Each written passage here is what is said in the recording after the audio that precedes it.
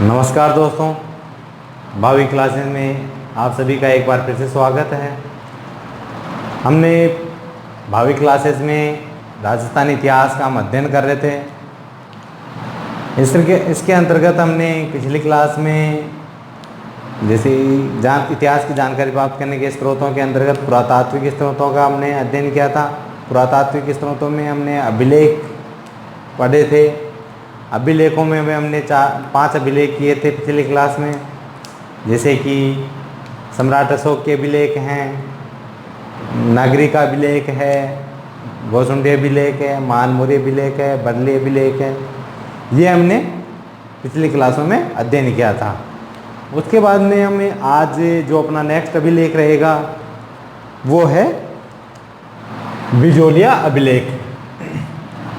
तो जो अपना नेक्स्ट अभिलेख है वो है बिजोलिया अभिलेख। देखिए, जो बिजोलिया अभिलेख है, ये बिजोलिया अभिलेख इतिहास की जानकारी प्राप्त करने के लिए अपने काफ़ी महत्वपूर्ण अभिलेख है। इससे हमें जो चौहान वंश है, चौहान वंश के बारे में अपने को काफ़ी जानकारी प्राप्त होती है। उसकी जो राजधानी थी प्राचीन, उसके बारे में, या उसके जो स्थापक राजा थे वसुदेव, उनके बारे में, इन सभी के बारे में हमको काफ़ी चीज़ों की जानकारी प्राप्त होती है। तो देखिए, आज हम जब अभिलेख ये स्टार्ट करते हैं तो पहले हम ये देखते हैं ये अभिलेख कहाँ से प्राप्त होता है अपन को। तो ये अपन को जो अभिलेख प्राप्त हुआ है वो है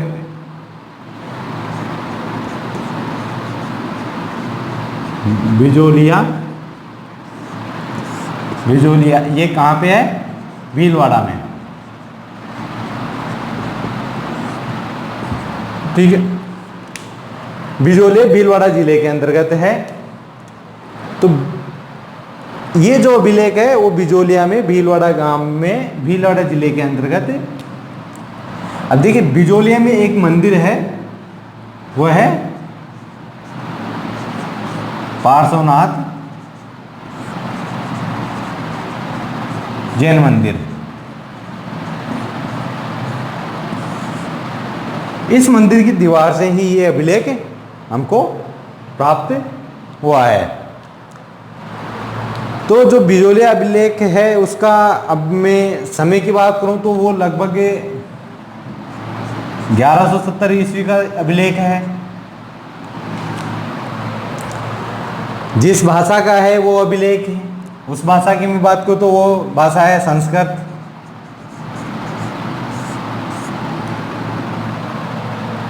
संस्कृत भाषा का अभिलेख है।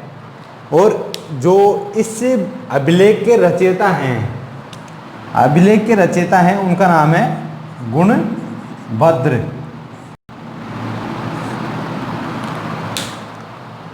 देखिए, जो बिजोलिया अभिलेख है हमको वो कहाँ से प्राप्त होता है? पार्श्वनाथ जैन मंदिर, बिजोलिया, भीलवाड़ा। मतलब भीलवाड़ा में बिजोलिया एक जगह है, वहाँ पे एक पार्श्वनाथ जैन मंदिर है, उसी की दीवार से हमको ये अभिलेख प्राप्त होता है। जो इस अभिलेख का जो समय है वो 1170 ईस्वी का है।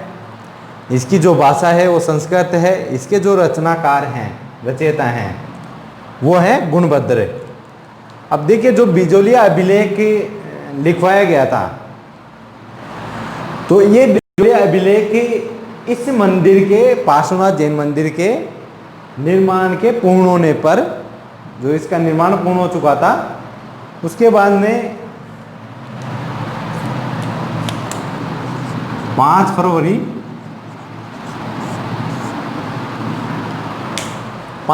1170 को एक जैन ऋषि हैं जिनका नाम है ऋषि श्रावक लोलक। किन्होंने? ऋषि का नाम क्या है? ऋषि श्रावक लोलक। ये जैन मुनि थे। इन्होंने ही इस अभिलेख को लिखवाया है। तो देखिए, जो इन्होंने इस अभिलेख को लिखवाया है इस मंदिर के निर्माण का कार्य पूर्ण होने की स्मृति में।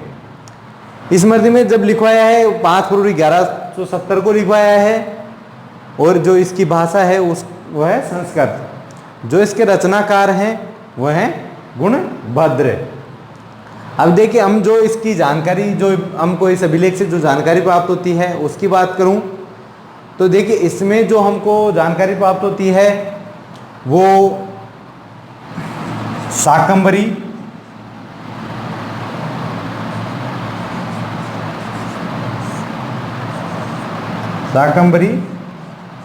यह है सांबर झील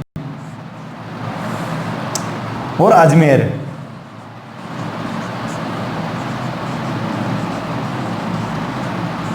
तो देखिए, यहाँ पे एक शाकंभरी में एक शासक ने चौहान वंश के स्थापना की थी। चौहान वंश का राज्य स्थापित किया था। तो जो चौहान वंश के स्थापक राजा हैं उनका नाम है वासुदेव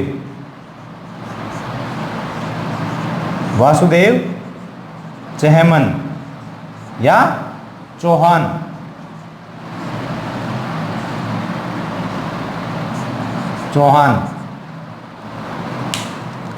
ठीक है। तो देखिए, जो ये अभिलेख है वो हमको किसकी जानकारी प्राप्त करते हैं? शाकंभरी और अजमेर के जो चौहान वंश हैं उसका जो इतिहास है उसका पूरा हमको इस पे वर्णन मिलता है। इसमें हमको जानकारी प्राप्त होती है कि जो चौहान वंश है उसकी जो संस्थापक हैं या स्थापक जो राजा हैं वंश के, वो कौन है? वासुदेव चहमन है, या हम चौहान कह सकते हैं। ये कब, चौहान वंश की कब स्थापना हुई है, इसमें इसकी जानकारी प्राप्त होती है, वो है 551 ईस्वी में। तो वासुदेव चहमन ने जो चौहान वंश की स्थापना की थी शाकंभरी में, इन्होंने शाकंभरी में स्थापना की थी चौहान वंश की, वो की थी 551 ईस्वी में शाकंभरी में। अब देखिए, उस समय की मैं बात करूं तो उस समय जो सांबर की जो चौहान वंश की जो राजधानी थी वो थी अहिछत्रपुर। तो उस समय इनकी जो इसकी राजधानी थी वो थी अहिछत्रपुर। अहिछत्रपुर को आज हम जिस नाम से जानते हैं वो है नागौर।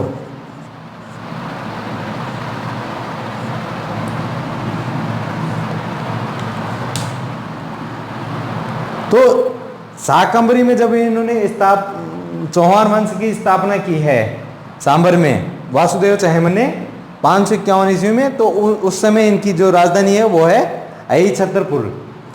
अहिछत्रपुर को आज वर्तमान में हम नागौर के नाम से भी हम जानते हैं। अब देखिए, जो इसके अलावा जो इनके बारे में जो हमको जानकारी मिलती है चौहान वंश के बारे में, तो चौहान वंश के बारे में इसके अलावा जो हमको जानकारी मिलती है वो एक ये जानकारी मिलती है कि जो ये चौहान वंश है इसको इस अभिलेख के अनुसार, इस अभिलेख में इनको कहा गया है विप्रय श्री वत्स गोत्रे भूत।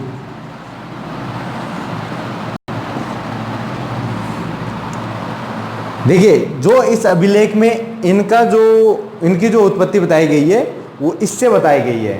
इसके अनुसार इसका अर्थ होता है कि चौहान वंश की जो उत्पत्ति हुई है या चौहान वंश जहाँ से आया है वो है, या चौहान वंश को जिस से भी हम मानते हैं वो है जो वत्स गोत्र के ब्राह्मण होते हैं उनसे ही इनकी उत्पत्ति मानी जाती है चौहान वंश की। तो एक ये भी हमको जानकारी इसी अभिलेख से प्राप्त होती है। तो इस अभिलेख के इसके अलावा जैसे हमको जो एक जानकारी ये भी मिलती है कि जो चौहान वंश हैं उस समय की जो इनकी कृषि, धर्म या जो शिक्षा की व्यवस्था थी, शिक्षा व्यवस्था आदि के बारे में भी हमको इससे अभिलेख से अपन को जानकारी प्राप्त होती है। तो इसके अलावा देखिए जो भी हम देखते हैं इसमें कुछ नाम हैं, प्राचीन जो स्थल हैं उनके भी कुछ नाम दिए हुए हैं, उनके बारे में भी हमको जानकारी प्राप्त होती है। जैसे कि मैं आपको बता देता हूँ जाबाली, इसमें एक वर्ड यूज किया गया है जो कि वर्तमान में जालोर है। उसके अलावा जैसे एक वर्ड है इसमें नडुल, ये एक नाडोल, ये एक जगह है कहां पे, पाली के अंतर्गत, उसके लिए ये वर्ड यूज किया है नडुल। जो इस वर्ड के नाडोल के लिए नडुल वर्ड यूज हुआ है, ये कहां पे है, पाली में, वर्तमान में नाडोल इसका नाम है। देखिए उसके अलावा जो दिल्ली है, तो दिल्ली में इसको दिल्ली का बोला है, दिल्ली को क्या बोला है, दिल्ली का, दिल्ली का, वर्तमान में इसका नाम दिल्ली है। ठीक है, एक जाबालीपुर है,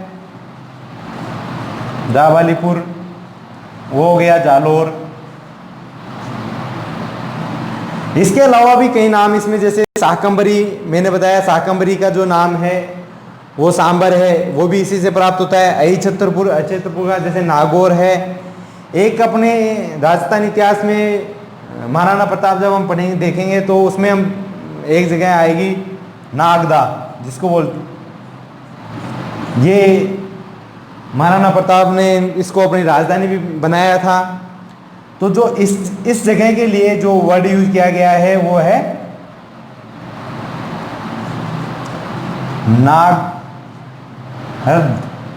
नागद। तो नागदा के लिए इन्होंने ये वर्ड यूज किया है। एक मेवाड़ मंत्र में अपन जब पढ़ते हैं तो वो है मांडलगढ़, मांडलगढ़। तो मांडलगढ़ के लिए यूज किया है मांडलकर, क्या यूज किया है, मांडलकर। तो देखिए जो इसमें प्राचीन स्थल हैं, जैसे वर्तमान में नाडोल है तो उसके लिए नाडोल यूज किया है। जो वर्तमान में दिल्ली है, दिल्ली का यूज किया है। वर्तमान में जो जालोर है उसको जाबालीपुर वाला है। जैसे नागदा है तो उसके लिए नागर्द बोला है। मांडलगढ़ है उसको मांडलकर बोला है। अहिछत्रपुर है उसको नागौर, अहिछत्रपुर नागौर को बोला है। और सांबर को शाकंभरी इसमें नाम दिया है। इसके अलावा मैं बात करूं तो देखिए एक इसमें नाम है जो बिजोलिया है। बिजोलिया का जो इसमें नाम है वो है विद्यावली।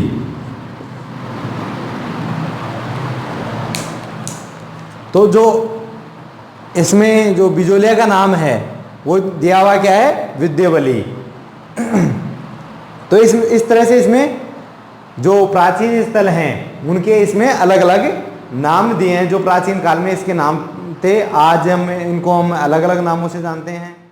ठीक है, इसके अलावा जो हमको इस अभिलेख से जो जानकारी प्राप्त होती है वो जानकारी है कि हमको ये भी प्राप्त होती है कि जो इस समय के जो शासक थे या जो भी जमींदार वर्ग वगैरह रहते, वो जो भी भूमि किसी चीज़ के लिए अनुदान देते थे या किसी को अनुदान देते थे, तो जो अनुदानित भूमि थी उसके लिए एक वर्ड यूज हुआ है वो है, तो अनुदानित भूमि के लिए एक वर्ड यूज होता है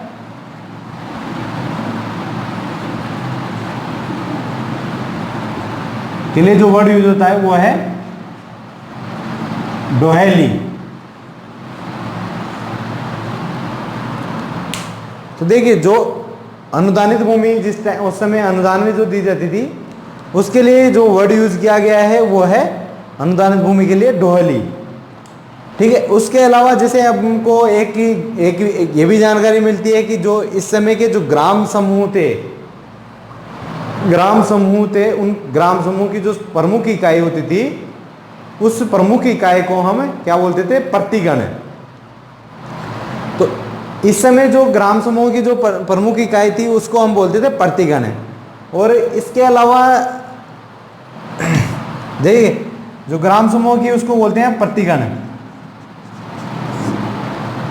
और जो गांवों के या प्रतिगणों के, गांवों के या प्रतिगणों के जो अधिकारी, प्रमुख अधिकारी होते थे, उनको हम बोलते थे महत्तम या पारिग्रही।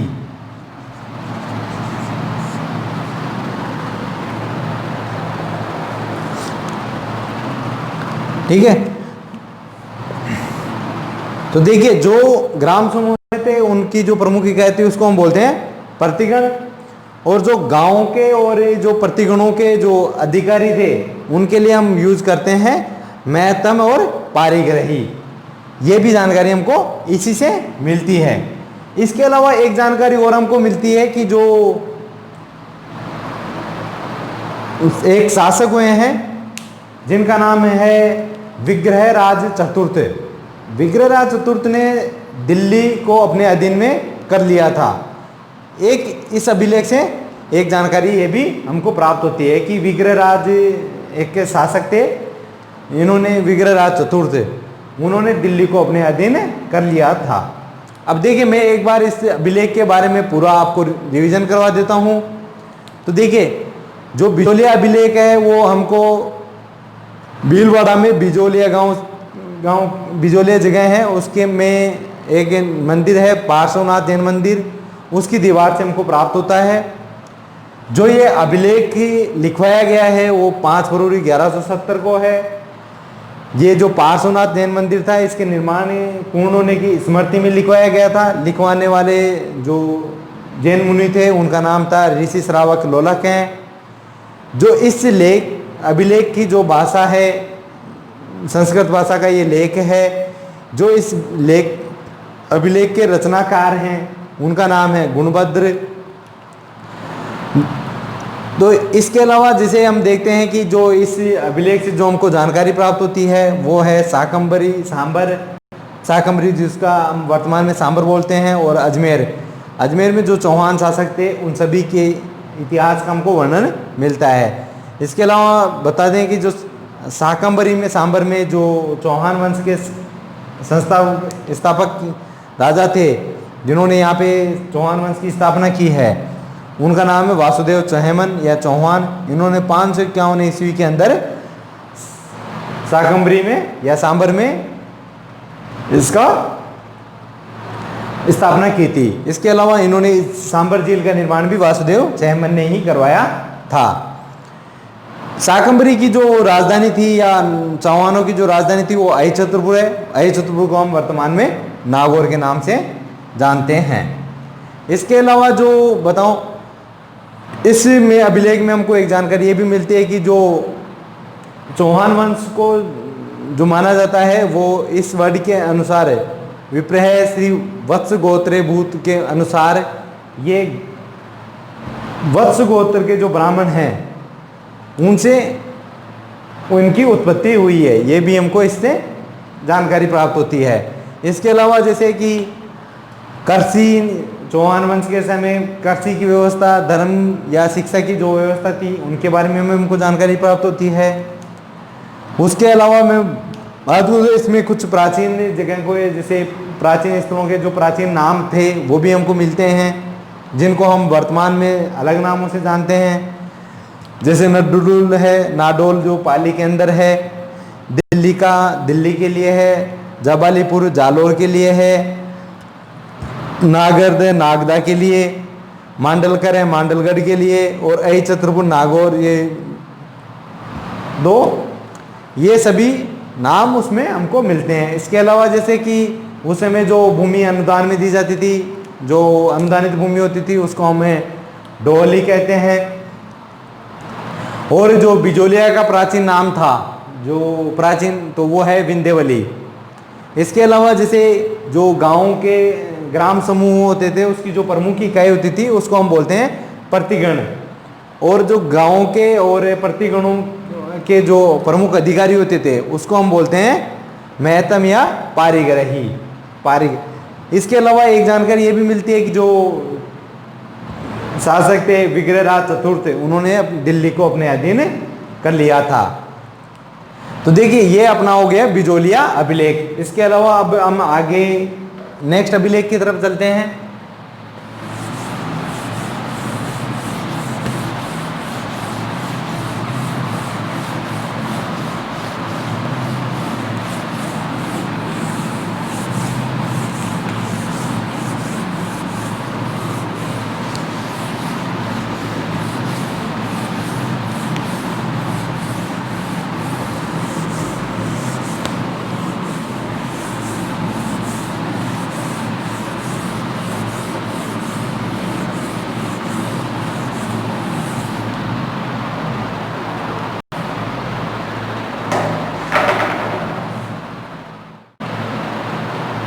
देखिए जो अपना नेक्स्ट जो अभिलेख है या लेख है वो है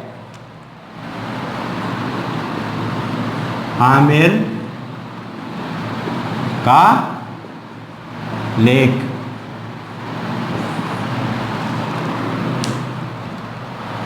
आमेर का लेख, देखिए ये जो लेख है हमको प्राप्त हुआ है वो प्राप्त हुआ है कहाँ से?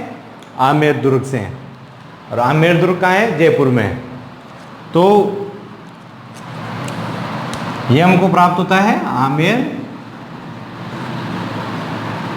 दुर्ग से, जयपुर से। इस लेख में हमको जो यहाँ के शासक थे कछवाहा वंश, जो कछवाहा वंश थे उनके पूरी इनकी जानकारी प्राप्त होती है। कछवाहा वंश में भी हमको जैसे कि इनके शासक हुए हैं एक पृथ्वीराज कछवाहा से लेकर मिर्जा राजा मान सिंह तक की इतिहास के बारे में पूर्ण वर्णन इसमें हमको प्राप्त होता है। तो देखिए जो ये लेख है ये आमेर दुर्ग से मिलता है।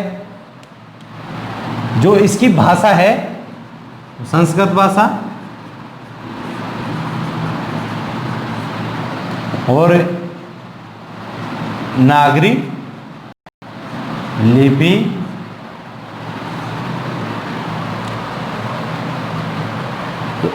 ये संस्कृत भाषा का नागरी लिपि में लिपिबद्ध है। ये कब लिखा गया था? ये लिखा गया 1612 ईस्वी में। तो इसकी भाषा संस्कृत है और नागरी लिपि में लिखा गया है 1612 ईस्वी में। इसमें हमको किस वंश की जानकारी मिलती है? तो वो है कछवाहा वंश की।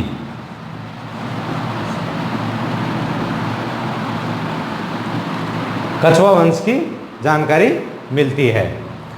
कछवाहा वंश की जानकारी मिलती है। इसमें हमको मिलती है जैसे पृथ्वीराज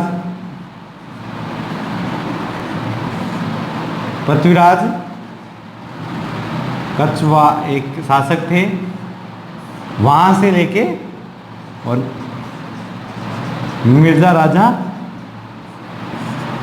मान सिंह तक।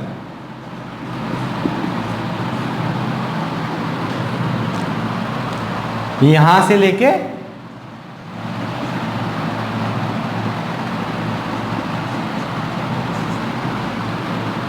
जो इस लेख में हमको जो जानकारी मिलती है कछवाहा वंश के पृथ्वी राजा कछवाहा से लेके मिर्जा राजा मान सिंह कछवाहा तक की इतिहास के बारे में हमको जानकारी प्राप्त होती है।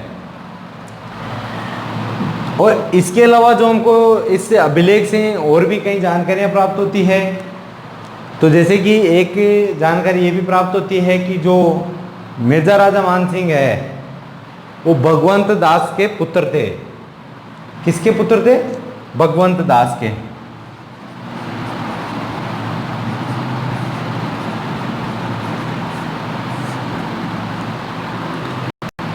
मिर्जा राजा के पिताजी थे भगवंत दास। और जो कछवाहा वंश है कछवाहा वंश के लिए इसमें एक वर्ड यूज किया गया है, वो है रघुवंश तिलक। जो कछवाहा वंश है उसको रघुवंश तिलक के नाम से संबोधित किया है। जो इसके अलावा जो हमको जानकारी प्राप्त होती है कि जो मिर्जा राजा मानसिंह है वो जमवा रामगढ़ में जो दुर्ग है उसका और वहाँ पे कुआं में जो बाग है उसका निर्माण भी मिर्जा राजा मानसिंह द्वारा ही करवाया गया था। वो भी इसी लेख से अपन को जानकारी प्राप्त होती है। इसके अलावा देखिए जो एक जानकारी हमको ये भी मिलती है कि इस लेख में जहांगीर एक मुगल बादशाह थे, उनकी बारे में काफ़ी प्रशंसा की गई है इसी लेख के अंतर्गत। तो इस लेख में उनके बारे में प्रशंसा की गई है। उसमें एक वर्ड यूज किया गया है निजाम, और निजाम मुगल काल में जो थे उनके जो साम्राज्य था उसमें एक प्रांतीय विभाग होता था, उसका नाम होता था निजाम। तो उससे एक अंदाजा ये भी लगाया जाता है कि या उससे एक ये भी बात स्पष्ट होती है कि जो आमेर था वो मुगल साम्राज्य के आधिपत्य में था या उनके अधीन था। तो ये सारी जानकारी हमको आमेर के अभिलेख से प्राप्त होती है। तो एक बार मैं वापस दोबारा से रिपीट कर देता हूँ। जो आमेर का लेख है वो हमको कहाँ से मिलता है? आमेर दुर्ग से। आमेर दुर्ग कहाँ पे है? जयपुर जिले में।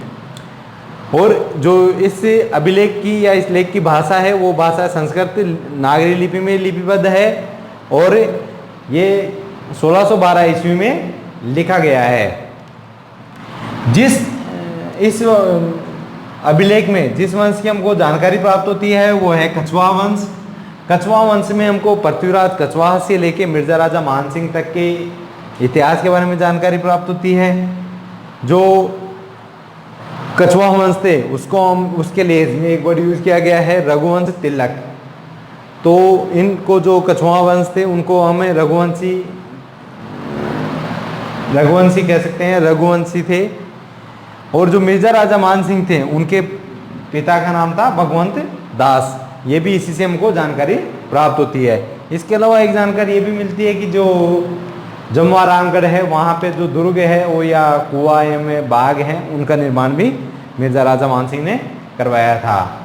और मुगल बादशाह जहांगीर की इसमें प्रशंसा की गई थी।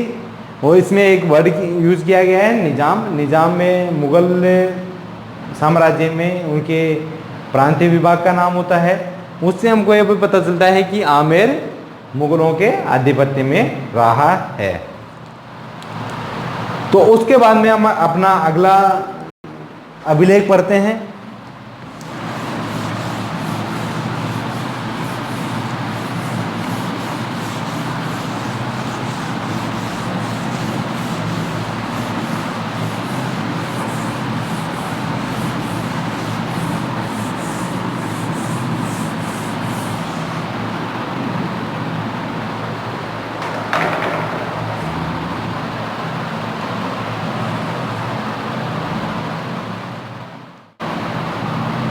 तो देखिए जो अपना अगला अभिलेख है उस अभिलेख का नाम है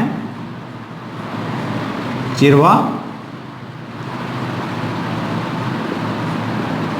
अभिलेख।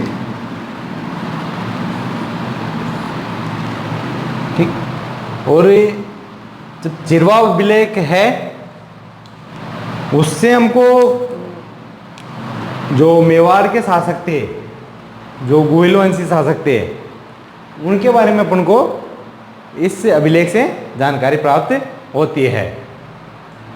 तो जो चिरवा अभिलेख है, चिरवा अभिलेख हमको कहाँ से प्राप्त होता है? तो ये अभिलेख प्राप्त हुआ है, ये भी एक मंदिर से प्राप्त हुआ है। वो मंदिर कहाँ है? चिरवा में। और चिरवा कहाँ है? उदयपुर में।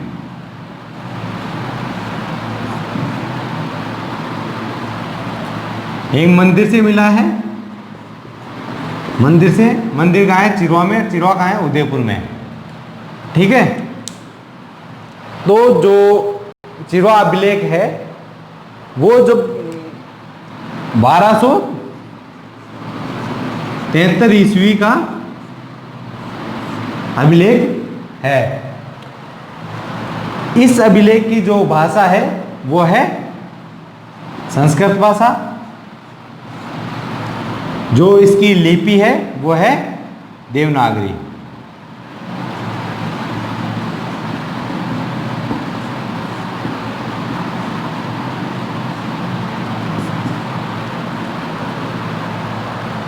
तो ये जो अभिलेख है वो एक मंदिर से मिला है। मंदिर कहाँ है? चिरवा में, और चिरवा कहाँ है? उदयपुर में है। ये 1273 ईस्वी का अभिलेख है। इसकी जो भाषा है वो संस्कृत है। इसकी जो लिपि है देवनागरी लिपि है। ये जो अभिलेख है वो एक श्लोकों में लिखा हुआ है। तो इसके अंतर्गत 51 श्लोक हैं। कितने श्लोक हैं? 51 श्लोक हैं और 36 पंक्तियां हैं। ठीक है, तो जो ये अभिलेख लिखा गया है वो 51 श्लोकों में लिखा गया है, 36 पंक्तियों में इसको लिखा है। अब इससे हमको जिस वंश की जानकारी मिलती है, जिस साम्राज्य की जानकारी मिलती है वो है मेवाड़ के शासक हैं गोहिल वंशी।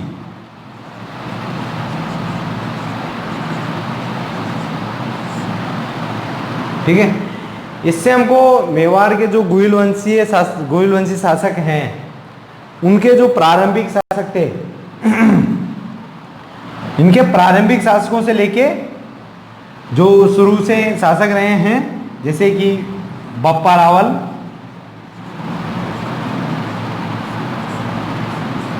रावल से लेकर समर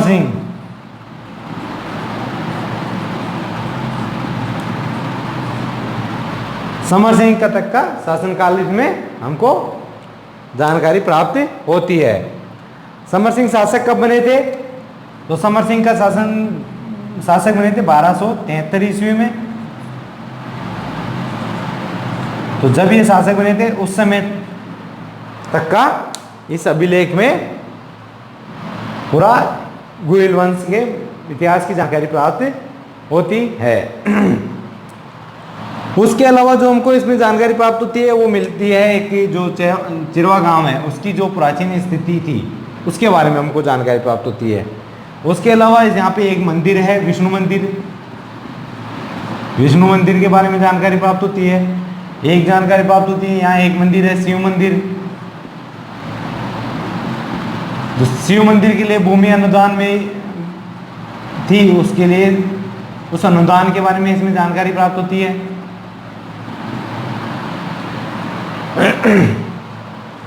तो इस अभिलेख से हमको जो विष्णु मंदिर है या शिव मंदिर के लिए जो भूमि अनुदान हुई थी उसके लिए जानकारी प्राप्त होती है। इसके अलावा मैं बात करूं तो इस समय की जो गोहिल वंश था उस समय की जो प्रशासनिक की व्यवस्थाएं थी इसमें हमको जो जानकारी प्राप्त होती है इसकी प्रशासनिक, धार्मिक व सामाजिक प्रथाओं की भी जानकारी प्राप्त होती है। प्रशासनिक व्यवस्था हो, चाहे धार्मिक हो, चाहे सामाजिक प्रथाएं हो। सामाजिक प्रथाओं में विशेष तौर पे इसमें जो मिला है वो है सती प्रथा। सती प्रथा के बारे में भी इसमें हमको जानकारी मिलती है। सती प्रथा के बारे में, सती प्रथा के जो प्रचलन था उस समय, उसके बारे में भी इस लेख से हमको जानकारी प्राप्त होती है। अब हम बात करें इस अभिलेख के जो रचनाकार हैं, तो जो इस अभिलेख के रचनाकार थे वो थे रतन पर्व सूरी। ठीक है, तो ये इस अभिलेख के रतन पर्व सूरी रचनाकार थे। और जो इस अभिलेख के जो लेखक हैं उनका नाम है पार्श्व चंद ने इस लेख को लिखा है। और जो इसके शिल्पी थे वो हैं देलहन।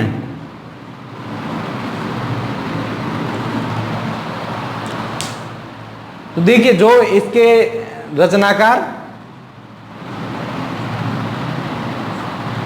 लेखक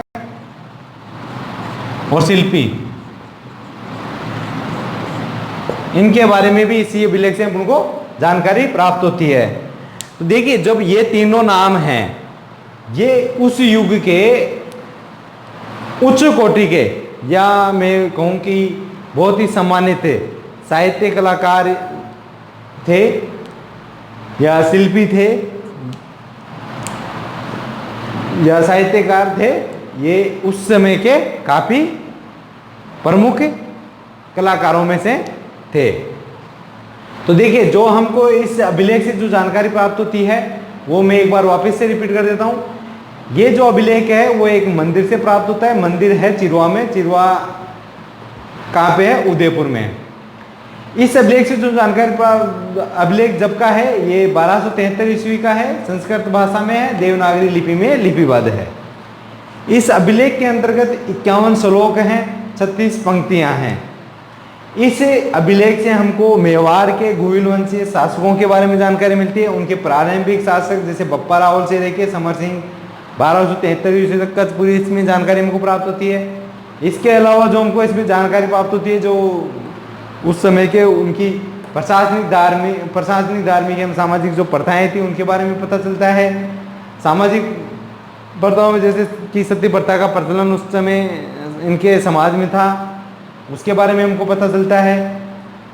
उसके अलावा एक ही जानकारी ये भी मिलती है कि जो इसके चिरवा अभिलेख हैं उसके रचनाकार हैं वो रतन प्रभुसूरी हैं, लेखक हैं पार्श्व चंद्र हैं, और जो शिल्पी हैं वो दलहन हैं। तो इस तरह से हमको इस अभिलेख से गुहिल वंश के शासकों के बारे में जानकारी प्राप्त होती है। इसके बाद में हम अगला जो टॉपिक है अपना,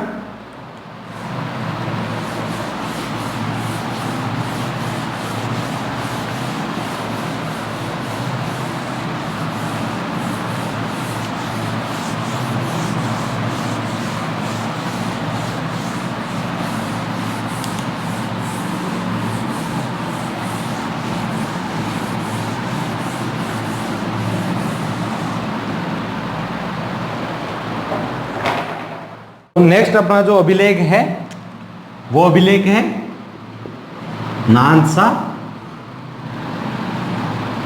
यूप स्तंभ लेख।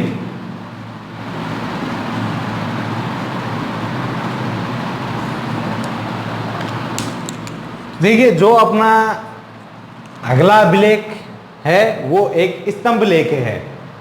मतलब स्तंभ मतलब एक पिल्लर पे या खंबा जिसको हम बोलते हैं उस पे लिखा हुआ लेख है। ये हमको कहाँ से प्राप्त होता है? ये एक जगह है नाथसा।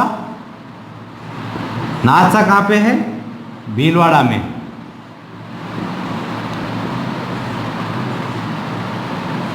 तो ये नाथसा भीलवाड़ा से हमको ये लेख प्राप्त हुआ है।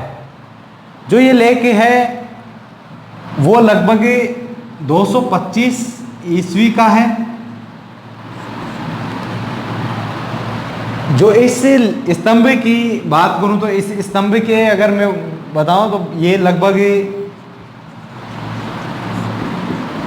12 फीट तो है ऊंचा, और लगभग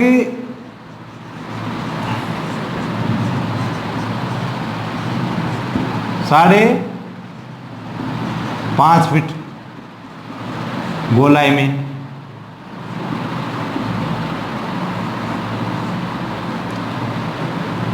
ठीक है।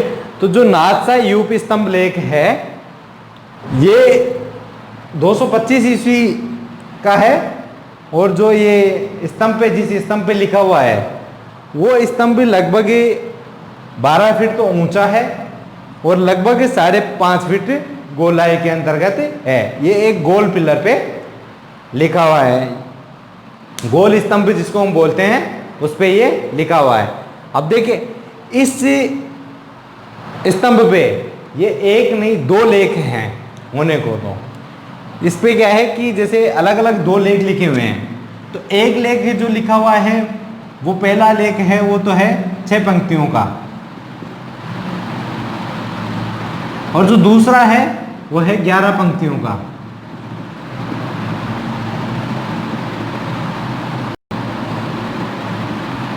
ठीक है, इसमें 2 लेख लिखे हुए हैं, एक तो है 6 पंक्तियों का, एक है 11 पंक्तियों का।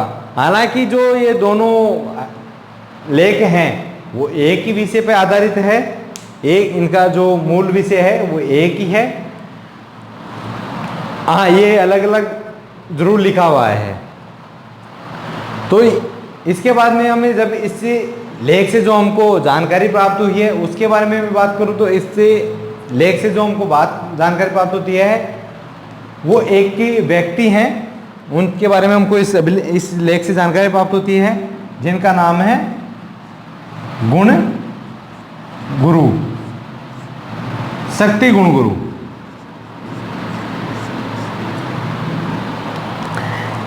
शक्ति गुण गुरु नामक एक व्यक्ति है, उन्होंने एक यज्ञ किया है। यज्ञ का नाम क्या है? षष्ठी राज यज्ञ। तो शक्ति गुण गुरु के नाम से जो व्यक्ति है उन्होंने एक यज्ञ किया है, उस यज्ञ का नाम क्या है? षष्ठी राज यज्ञ। जो षष्ठी राज यज्ञ संपादित किया है, उसी संपादन जो यज्ञ किया गया था उसी यज्ञ के बारे में इस लेख के अंतर्गत वर्णन किया गया है। इस जो लेख का जो स्थापना की गई थी वो सोम द्वारा की गई थी। किसके द्वारा की गई थी? सोम द्वारा। ठीक है, तो एक बार मैं वापस से आपको रिवीजन करवा देता हूं। जो नाथसा यूप स्तंभ लेख है वो हमको कहां से प्राप्त होता है? नाथसा भीलवाड़ा से। ये एक गोल स्तंभ पे लिखा हुआ लेख है, और जिसका समय है जब ये लिखा गया है 225 ईस्वी का। ये लगभग 12 फीट तो ऊंचा है, जो स्तंभ है वो लगभग 12 फीट ऊंचा है, और जो स्तंभ की गोलाई है वो है लगभग 5.5 फीट इसकी गोलाई है। इस पे 2 लेख लिखे हुए हैं। दोनों लेखों में जैसे एक लेख में तो है सिर्फ 6 पंक्तियां, एक में 11 पंक्तियां। इन दोनों लेखों का जो मूल विषय है, जो इनका विषय है वो एक ही है। ये एक ही चीज के बारे में बात करते हैं। जो इन लेखों में जिस व्यक्ति का ये वर्णन किया गया है वो व्यक्ति है शक्ति गुण गुरु नामक एक व्यक्ति थे। उन्होंने एक यज्ञ संपादित किया था, उस यज्ञ का नाम है षष्ठी राज यज्ञ। उसी यज्ञ का इस लेख में उल्लेख हमको मिलता है। जो इस लेख की जो स्थापना की थी, जो इसके स्थापक हैं वो हैं सोम। तो ये हमारा नाथसा यूपी स्तंभ लेख कंप्लीट हुआ। इसके बाद में हम नेक्स्ट अभिलेख के बारे में बात करेंगे।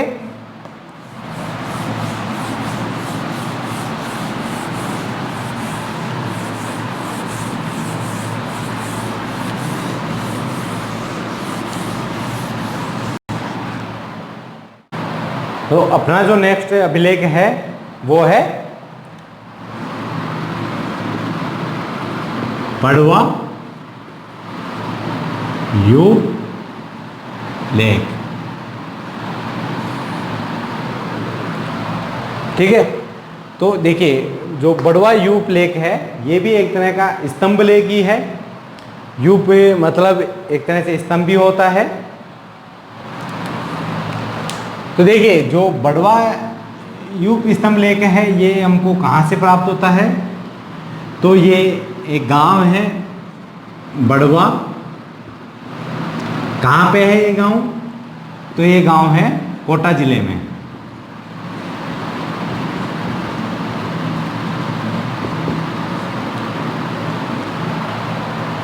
जो कोटा जिले में बड़वा गांव है वहां से ये हमको लेख प्राप्त हुआ है। तो इस लेख में जो जिस वंश के बारे में बात किया गया है वो है मोखारी वंश। मोखारी वंश के शासकों का इस लेख में वर्णन किया गया है। जो इस लेख की भाषा है वो है संस्कृत। संस्कृत भाषा का है। और लिपि है वो है ब्राह्मी उत्तरी लिपि।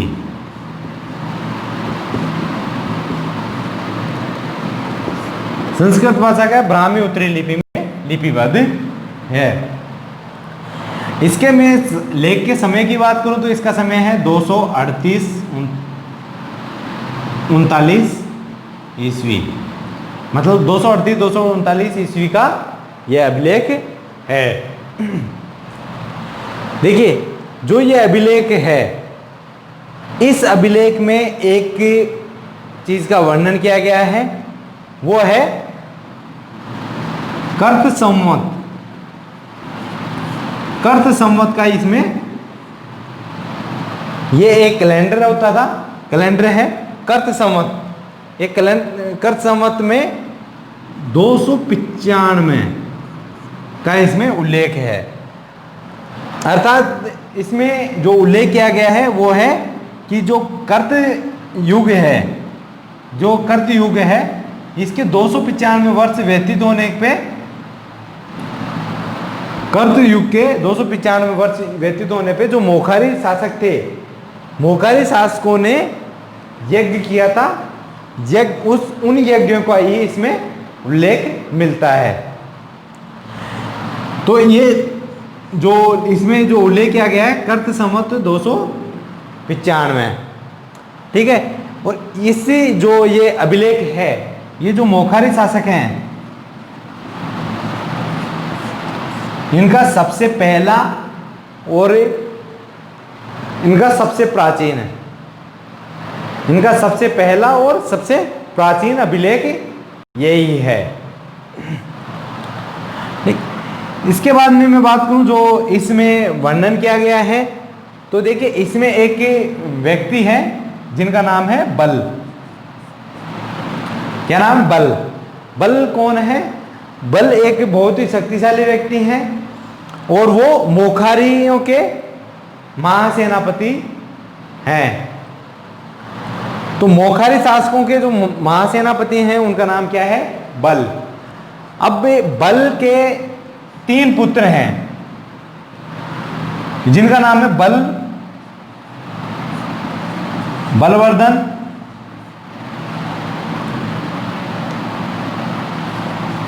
सोमदेव और बल सिंह।